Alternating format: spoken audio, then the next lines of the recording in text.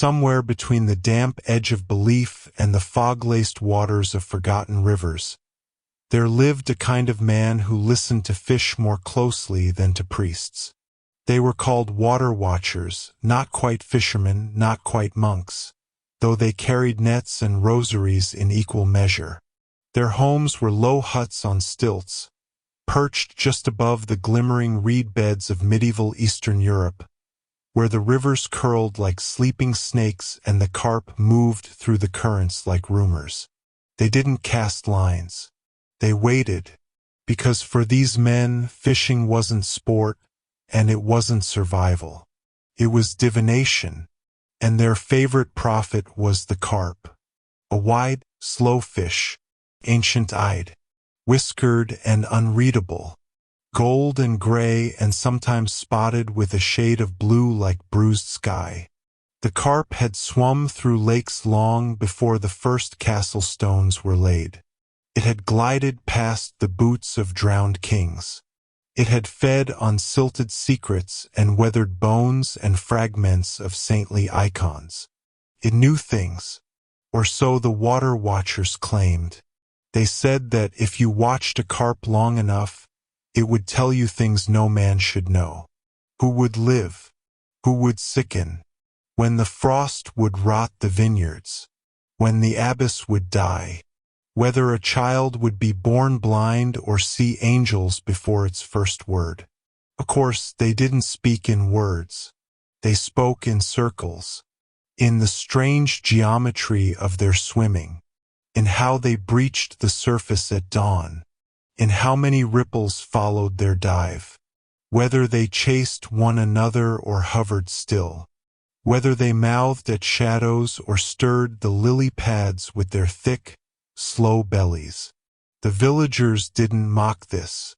They paid attention, for when a carp paused beneath the moonlight, and the water turned to silver, even the priest stood still, because beneath the surface, it was said, truth stirred. In the village of Velkalota, nestled between a damp forest and a long, weeping marsh, there lived an old water watcher named Dobrin. His back was shaped like a question mark, his beard curled like moss, and his voice sounded like wet wood cracking in a fire. No one remembered how old he was. He claimed he'd once seen a swan speak Latin and had kept a pebble that fell from the sky during a thunderless storm. But his true reputation came from the pond he kept. It wasn't large, just a round basin behind his hut, ringed by stones he said were pulled from a sunken Roman road. The carp inside it weren't ordinary either. They were thick and slow and oddly luminous. One was nearly white. Another had a dark spot on its side in the shape of a bishop's hat. A third had eyes that never blinked, even when the wind turned bitter. Dobrin fed them with soaked bread and mulled prayers.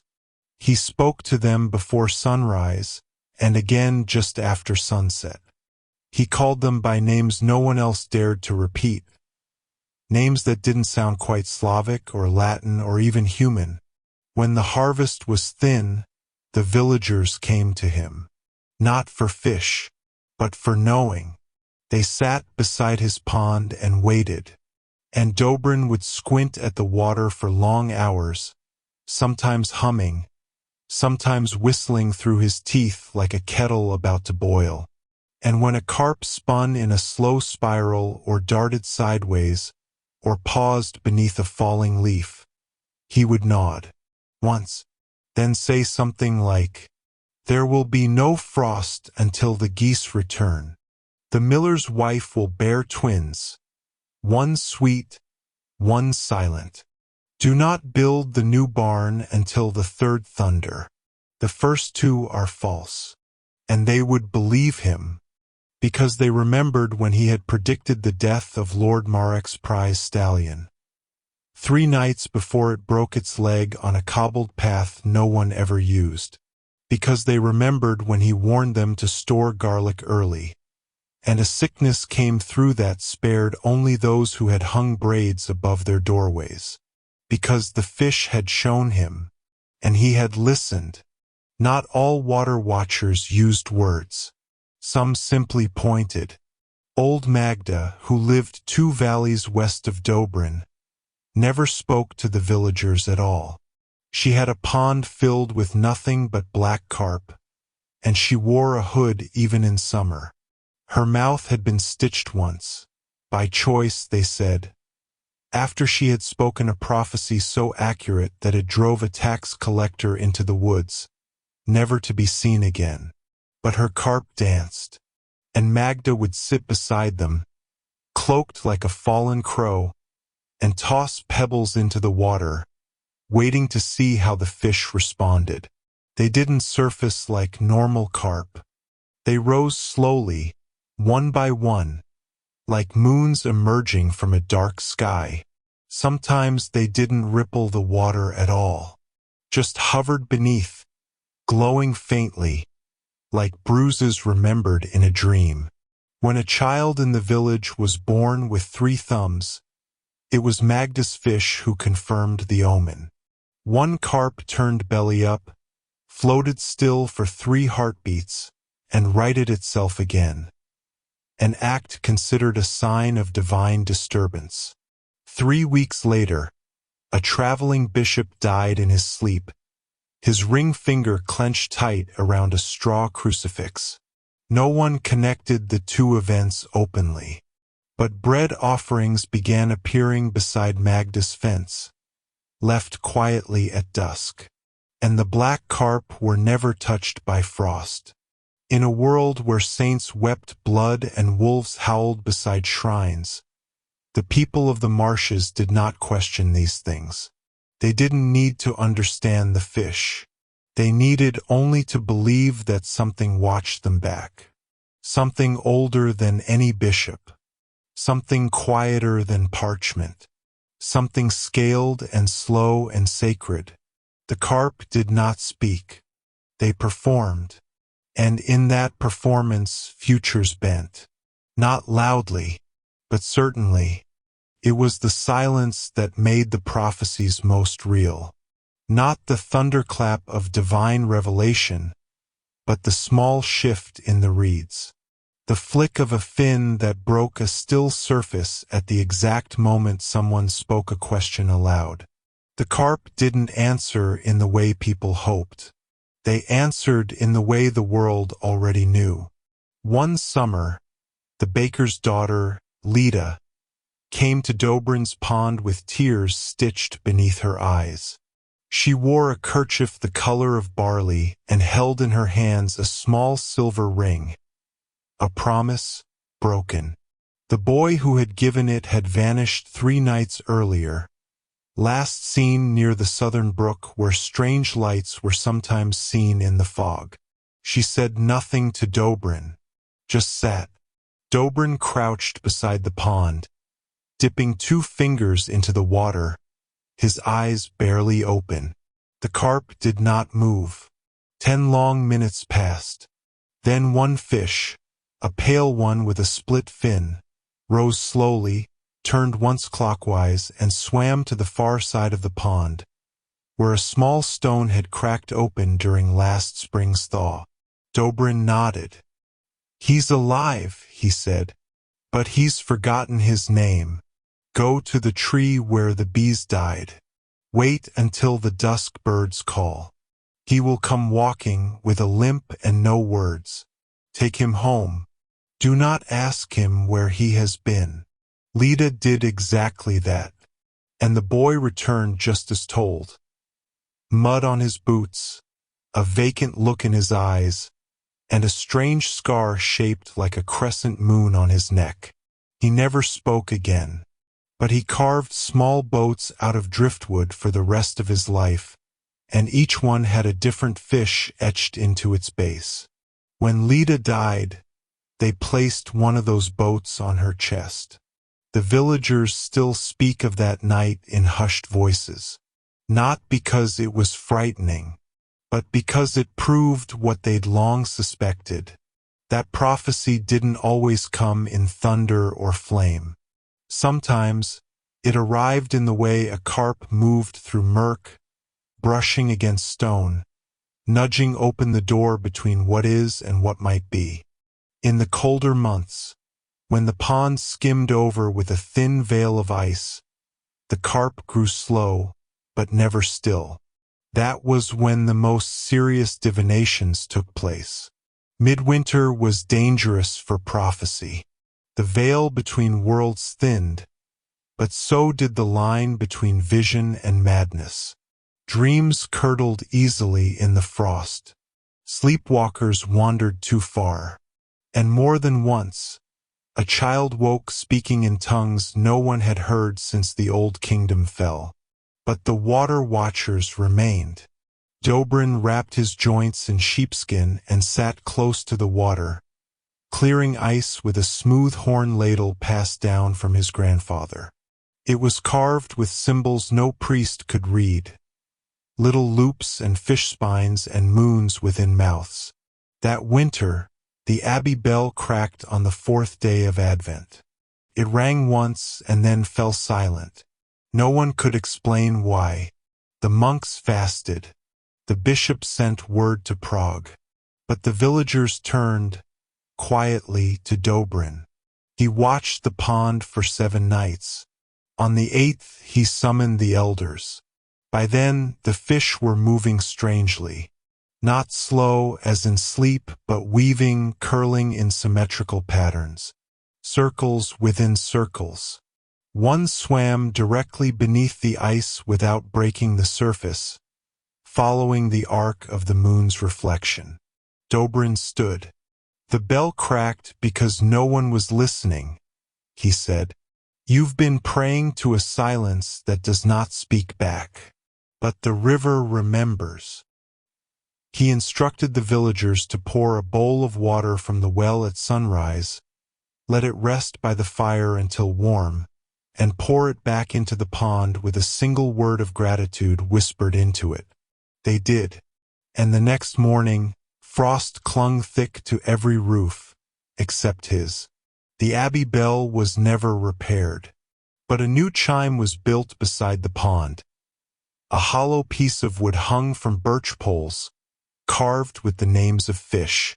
It rang only when the wind blew from the east, and when it did, the carp stirred beneath. The villagers said it sounded like breath, like memory returning, like the future calling softly through scales and water and sleep. Spring, when it came, was not a season but a thawing of silence. The river broke open like a yawn. Ice slid from stone with slow sighs, and the carp, so long buried in their underwater dreaming, returned to the surface with a kind of solemn joy, golden backs flashing like half-remembered promises. This was when the year signs were read. Each water watcher had their own way. Dobrin placed flat stones at the pond's edge, etched with numbers and runes, and waited to see which the fish would nudge. Others floated small carved figurines.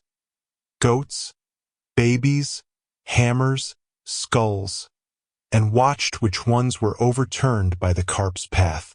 But in the southern marshes, where mist never quite lifted and even frogs whispered, there lived a quiet man named Vilum who read the carp by echo. He'd sit cross-legged in a boat that never left shore, a bowl of brass in his lap. When the carp surfaced, he would strike the bowl once with a hollow reed, and listen. The tone changed, he said, based on what the carp were thinking. Villagers thought him mad, until his bowl rang soft one spring and he said simply, "The rain will not stop for 40 days. They laughed, until it rained for 42. After that, people left dried apples and clean cloth by his hut. He accepted them with nods but never spoke more than needed. It was said he once refused to read the year sign for a traveling nobleman, simply stating, "Your horses won't understand." The nobleman left in anger. He drowned a week later, swept from his saddle by a flooded bridge. His horses survived. One of them returned to the village alone, bearing a ribbon tied in the color of his crest. Vilum placed the ribbon in his brass bowl. When it rang again, he smiled, a rare, quiet smile, and the carp rose once more, slow and heavy with secrets, turning the surface to script. Not every prophecy was welcome. In the village of Otava's Bend, the river bent like a crooked elbow, and the people there lived half by harvest, half by denial. They preferred their bread hot, their beer strong, and their futures unspoken. The local priest warned against fishborne superstition, and the town's only pond had been drained 2 winters before to make space for cabbage rows. But the carp had not forgotten. One dusk, a boy named Merrick wandered down to the bend with a willow switch and a pocketful of stolen gooseberries. The river was low, the air thick with frog song. He leaned to toss a pebble and saw it, a carp, white, pale, watching, not swimming, waiting. It didn't blink, didn't stir the water. Merrick, unsure why, whispered, "What do you want?" The fish turned, slowly, and with a single graceful motion, vanished beneath the reeds. That night Merrick dreamt of the river flooding, not just the village, but the very sky. He saw clouds turning to water, stars floating like lily pads. When he woke, his hands smelled of moss and something metallic. He told no one, but 3 days later, the river rose with a suddenness no one could explain. No rains, no melt. Just water climbing like a story that refused to stay buried. Fields drowned, basements filled, and the new cabbage rows sank beneath a slurry of silt and forgotten bones.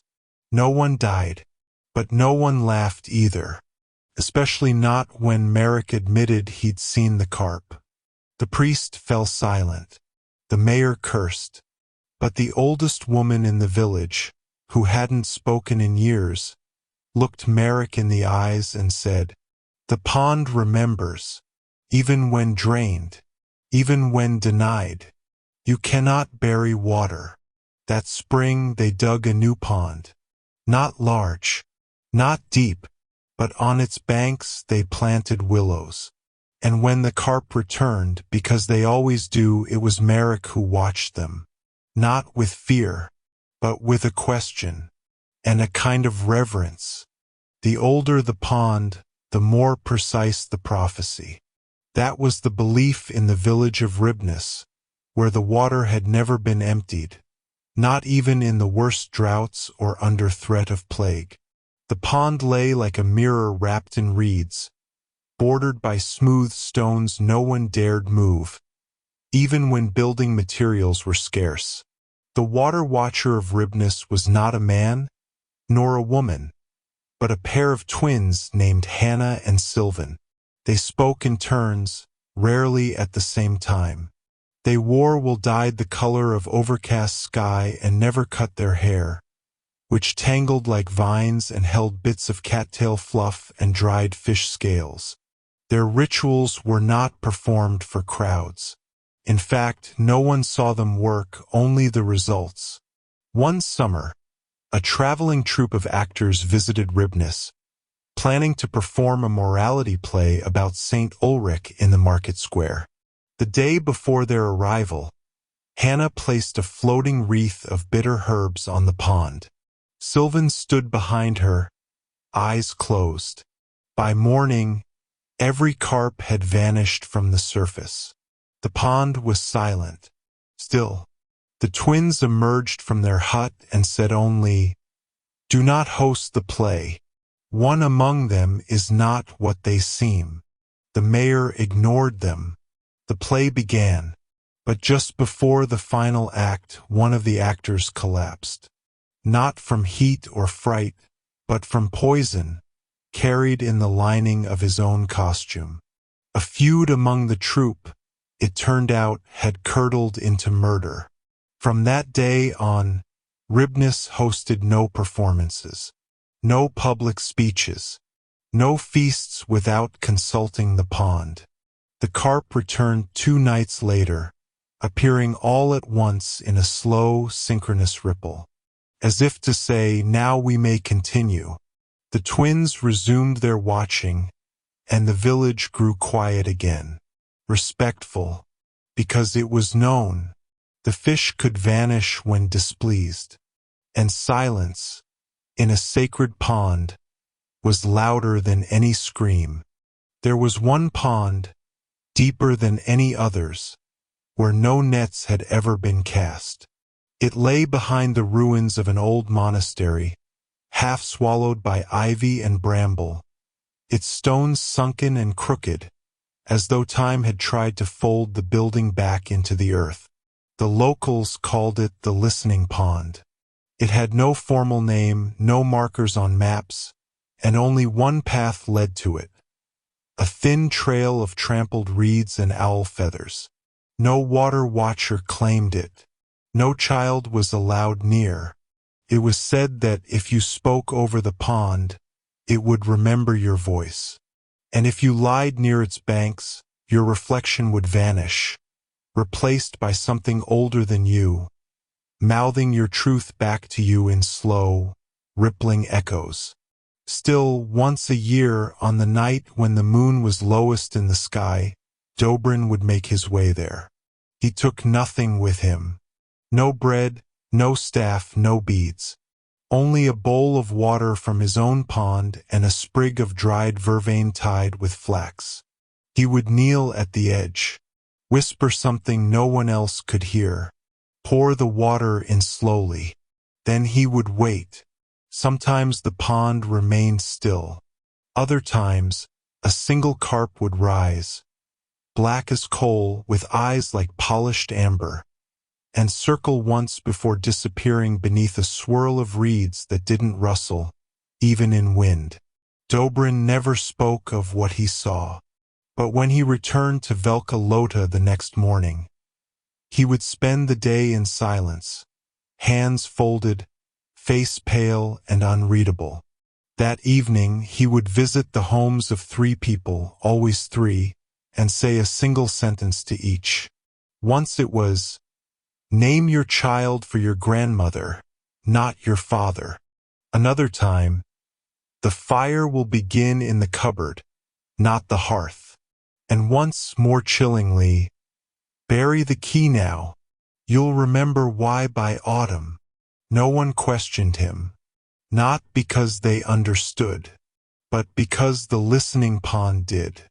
And whatever rose from its depths was not prophecy exactly. It was instruction.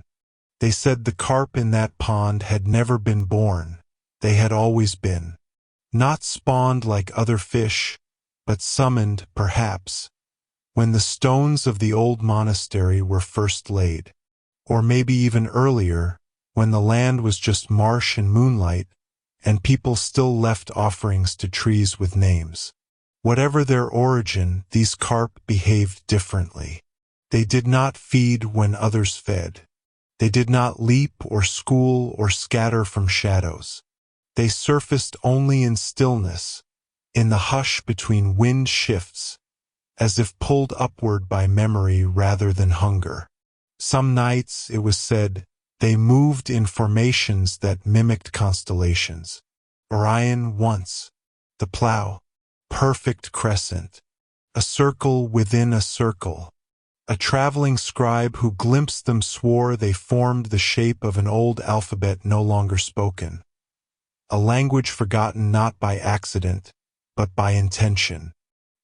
He left the next day with his parchment burned and would speak only in riddles until the day he died. The villagers accepted that some things were not meant to be known plainly. Prophecy through fish was already an act of listening, truer listening, to something primal and unlettered. It wasn't about answers. It was about alignment. To watch the carp was to align with a pattern the world itself followed but rarely revealed. A rhythm beneath the noise of wars and taxes and childbirth and drought. Dobrin once told a girl who asked if her mother would recover, "I don't know, but the carp are swimming closer to the center. That means the question matters." And that was enough. In Velkaloda and Ribness and every water-laced hamlet between, it was not uncommon to hear an old man mutter over his stew, "The fish turned today," or a mother hush her child, "Let them swim, they're thinking." The river gave life, but the carp gave pattern. And where there was pattern, there was hope. In time, younger generations grew curious. Not all were content with silence and ripples. Some had learned letters. Some had read scrolls from cities where rivers had been caged in stone, where carp were eaten without a second thought, and futures were drawn in ink and coin, not water and light. One such boy was Tomas, son of the cobbler. He was clever, sharp-eyed, and fond of questioning what others called sacred. He had seen Dobrin by the pond many times and watched the old man's long silences with a kind of impatience. Tomas wanted reasons. He wanted diagrams. He wanted to know. So, one evening, after the sun slipped behind the chapel's crooked steeple, Tomas crept to Dobrin's pond and waited. He had brought a piece of wax tablet and a stylus. Each time a fish moved, he scratched a mark. When they circled, he drew shapes. When they breached, he measured the splash in thumb lengths. Hours passed. He recorded everything, until his eyes began to blur and the frogs fell quiet. Then, a sound, not from the fish, but from the trees behind him. Footsteps, slow, measured. He turned. It was Dobrin, but he said nothing, just sat beside the boy, knees cracking like firewood, eyes soft but unreadable. After a long silence, he asked, "What do you see?" Tomas showed him the tablet, covered in scratched patterns and notations. Dobrin nodded. Then he pointed to the pond, where a single fish now hovered near the edge, its mouth slowly opening and closing, as if chewing on some invisible truth. "Now," Dobrin said. "What does it see?" Tomas frowned. "I don't know." Dobrin smiled. "Good. That's where you begin." For hours more they sat together. No more notes, no more scribbles, just breath, water, moonlight bending softly across the pond. That night, Tomas dreamed of fish with mirrors for scales, and in each mirror he saw himself, older, quieter, listening. And he understood. Prophecy was not about capturing truth. It was about becoming still enough that truth might drift toward you, like a curious fish. Word of Tomas's vigil spread quietly, not in gossip but in a kind of gentle awe. For those who had long watched Dobrin knew the old man seldom spoke more than necessary, and to sit with him in silence without being turned away was a kind of passage. From then on, Tomas returned to the pond not with tools, but with questions he did not expect to answer. He watched, sometimes for hours, sometimes for minutes. He brought no offerings, only patience. And in time, the fish began to surface for him, not in the chaotic bursts of spawning season or the lazy mouths of heatstroke, but in slow, deliberate gestures, circling where he looked, gathering in strange, quiet constellations whenever he arrived. Once they formed an almost perfect spiral, each fish spaced evenly like teeth in a turning gear. Another time they arranged themselves in a long line, tip to tail pointing east. He did not speak of these things to anyone, not out of secrecy, but because to speak too soon was to lose the shape of the thing. Dobrin noticed. On the first frost of autumn, he left a small bundle at Tomas's door, wrapped in oilcloth, tied with cattail. Inside, a single carved scale made of bone, inscribed with a symbol that looked like a question mark nestled inside a circle. No note.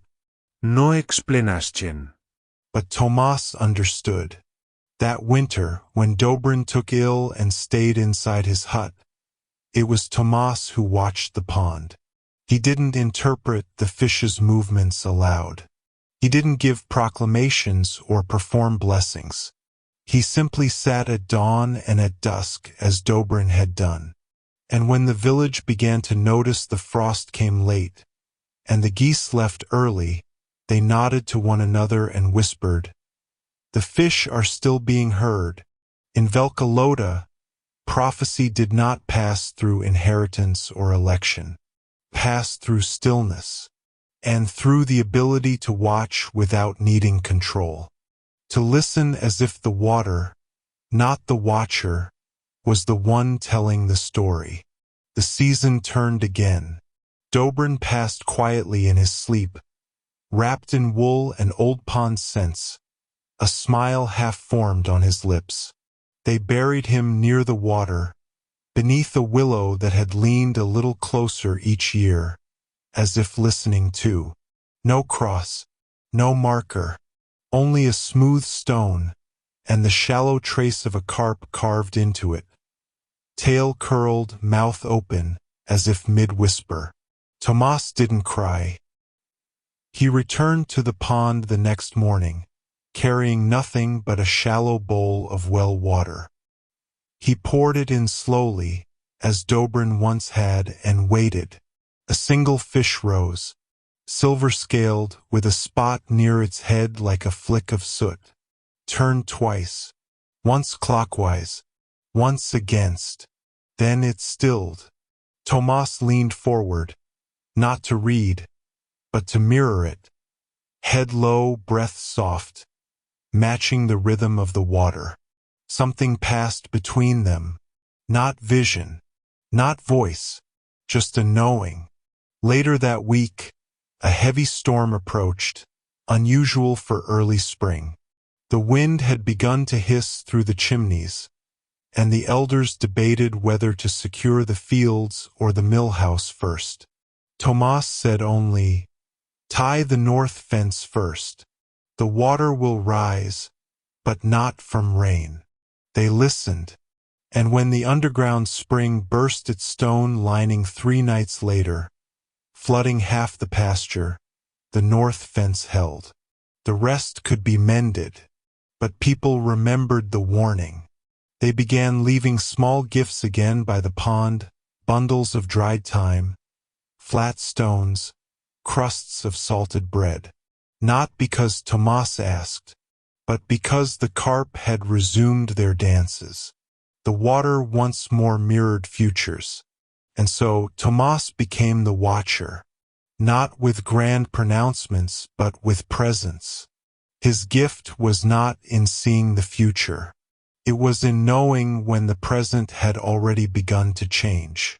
The villagers trusted him, not because he predicted everything, but because when the carp circled, he did not flinch. He simply watched, and understood the difference between ripples caused by wind and those caused by time. As the years curled onward like reeds on the riverbank, Tomas aged. Not quickly, but deliberately. He grew into the stillness. His voice softened, his shoulders bent slightly, as if he were always leaning to listen to something just beneath the surface.